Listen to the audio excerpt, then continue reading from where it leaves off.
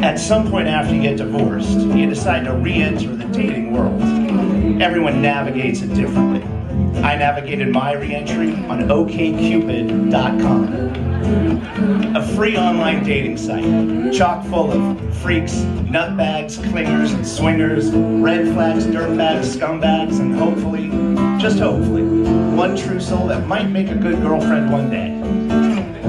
One day, on a Tuesday, I saw a profile I liked, Lexi G, the alternative girl next door type. She was wearing a clever hat and a cute smile. Women always seem to focus on their shoes, but a girl can't go wrong with a hat and a smile. I took a quick look at her summary profile, saw that she was a performing artist, a dancer, gymnast of some sort, and shot her a poke or a flirt or a whatever the hell OkCupid calls it. I told her, like your profile, check mine out. If you like it, ping me back. Later that day, I saw Lexi G had responded. She wrote, like your profile. How about Barbanica, Friday at 8? See you then, see you there, I wrote back. Around late Friday afternoon, I found some time to log back on to OkCupid. Username, The Chick Whisperer. Password, Asterisk, asterisk, asterisk, that's asterisk. a good point.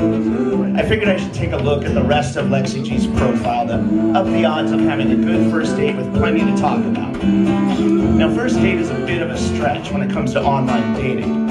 What you're really doing is you're spending maybe a couple hours out to try to figure out if you want to have a real date the next time. Unless you're looking at Craigslist. That's true. I read through Lexi G's profile thoroughly, every line, every phrase, every word. And when I got to the bottom of it, I realized in 3 hours, I'll be having drinks with a girl who has no legs. I hope what I did is what mostly everyone would do in this position. I showered up, I put on something nice, and I headed out to my date with no thought of canceling. Oh, and no thought of romance either. I walked into Guernica, and there sat Lexi G. Sure enough, amputee, double amputee from feet to knees. Something inside you, there's nothing to hide. A staph infection when Lexi was 21 also required the removal of her fingers. All the doctors left of that poor girl's hands were the palms. Lexi extended her version of a hand toward me and said, Hi, you must be Eric. She also said, So, did you know about me?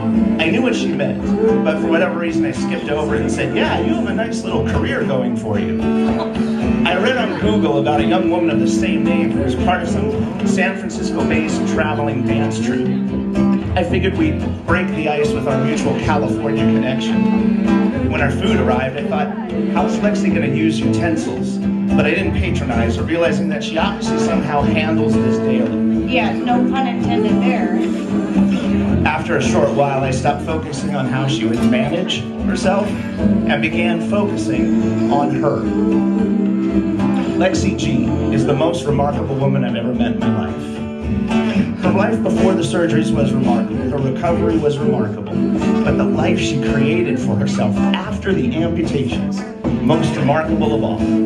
Dancer, choreographer, painter, doll maker, prosthetics designer. At one point in her career, Lexi G designed a fin and choreographed a routine that she danced wearing it underwater. Another time she developed a routine on stilts, her legs and her arms on stilts. Avant-garde photographers from Paris to Vienna asked her to pose and hung her steampunk image in their European galleries. But what impressed me most about Lexi G was not the stories she told about her amazing life. It was the questions she was asking about mine. Lexi G had a level of empathy unmatched by any other woman I've met on that website. She asked about my career, she asked about my family, she spoke to me and reacted to me like I was the remarkable one.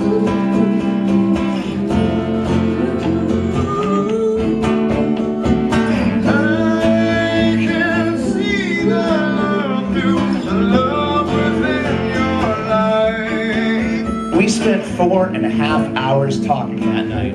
I didn't kiss her, but we hugged goodnight. We saved the making out for the real date that followed just a few days later. I can feel your passion, fire within your eyes. So about 5 minutes into our kissing that night, Lexi pulled back. Eric, we need to talk. Lexi said, "Is everything okay?" I inquired. Totally. I just need to let you know that I have a boyfriend and we're in an open relationship. Are you okay with that? I told her something like, "I think I need to process it a bit, but I guess it's okay." To be honest, I felt like if I couldn't handle a relationship with an amputee, at least now I was off the hook. Oh, very funny. Lexi called things off with me just 1 week later. She told me, Eric, I feel you're calling too much. I thought about the handful of texts I had sent that week and the one phone conversation I think that interrupted a date with a real boyfriend, and then fathomed her saying, How powerful is my vagina, Eric? I'm a double amputee with no fingers and I still get more tail than you. Lexi G would never say that though. We never dated again after that, but we're still friends on Facebook today, and now I see photos of her performing, I see posts of her new loves, and I figure most people see an adventurous amputee. But I think of the 21-year-old Lexi in a hospital room, being told by medical professionals she will die if she doesn't let them kill off her limbs. And Lexi G chose life. I see in Lexi the innate power Freud called Eros, the life instinct. And after the Lexi G episode, I decided to amputate online dating from my life, pun intended. I began to focus less on compiling romantic options and more on just allowing good people into my life and letting attractions happen as they may. It's strange. We go online to find a husband or a wife, and all we need to do is choose life. Rip it up, Steve.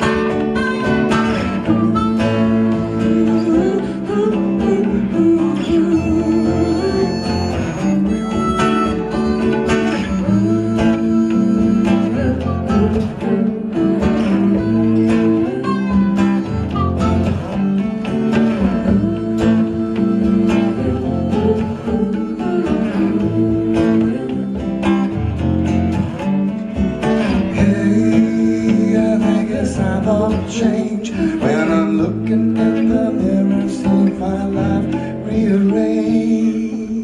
Thank you.